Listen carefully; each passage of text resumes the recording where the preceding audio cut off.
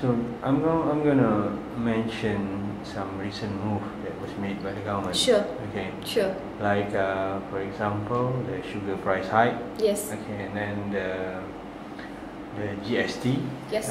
Which is going to be implemented, if I'm not mistaken. They can table it in Parliament first, lah. Yeah.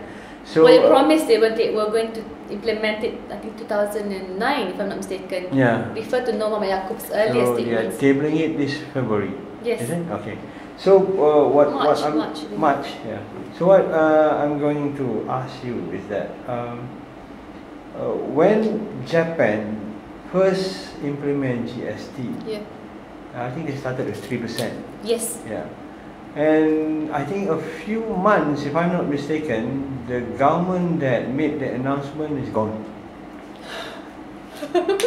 Sorry.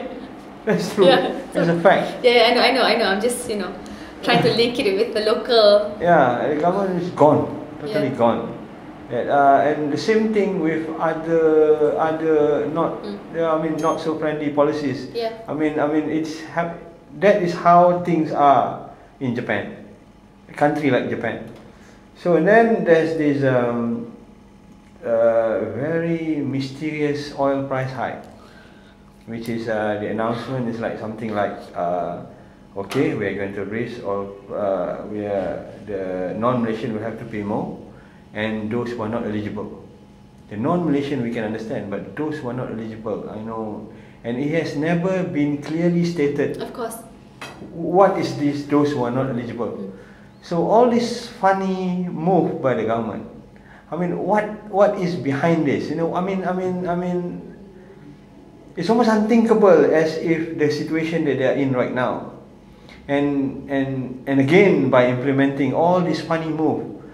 I mean, it's almost a mystery to a lot of people. So just need your opinion on. I mean, why is that happening anyway? I think, going back to UBS report, I don't think they have a choice. They have to find sources of income elsewhere. And Pakatan Rakyat is against the GST. I believe that they are, we've come up with alternative solutions. There are other ways to actually increase our tax base, etc. And we are even talking about progressive tax policy rather than what's going on now. I mean, the rich of the richest don't get to pay that much, and that is why the GST. I understand what you were trying to say. You pay so much to APCO. You pay. It's like you're supposed to be this glossy, high-achieving, brilliant government with all these NAKRAs, but such an important issue. I mean, I believe you have to talk about. First, have a study in terms of any implementation. PPSMI, of course, is education, but there's a lot of things that we do. We do it in a very haphazard manner. In the GST bill, the Minister of Finance is given such extraordinary powers that he has the right to change the percentage any given time. Oh. Yes. As he please. As he pleases. So I think that's the bone of contention. We're against it definitely because how can you do that? And the only problem is because of the two-thirds majority. Because of the majority of the ruling government, they will definitely able to pass the bill.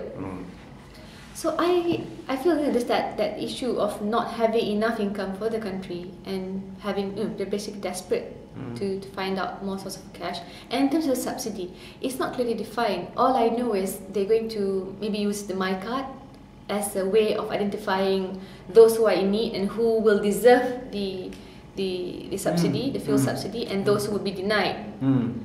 And again, it would be great if we could have a proper dialogue and debate on this, and then we can perhaps decide accordingly which are the steps that can be taken to alleviate the current problems in our economy.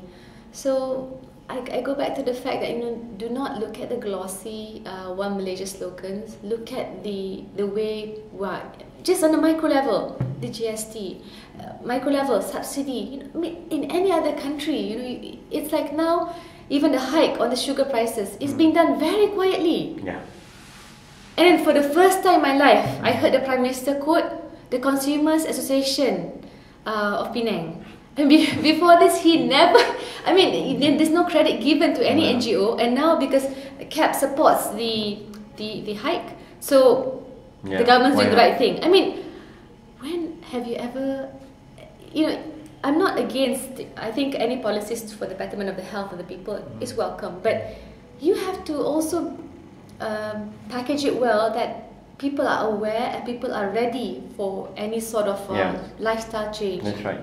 And I don't see the government tightening its own budget. It's spending millions for this NKRA to APCO Worldwide Solutions. You know, minimum is 20 million, and all MPs get a big fat book of Najib showing this sign on the cover. And I mean, it angers me to a certain extent, because if you get things right fundamentally, if you get the economy right, it's one thing, but you're not even getting that right. And after this whole introducing clinics everywhere without medical officers, clinics that do not have doctors, okay? You're going to reduce the standard of healthcare.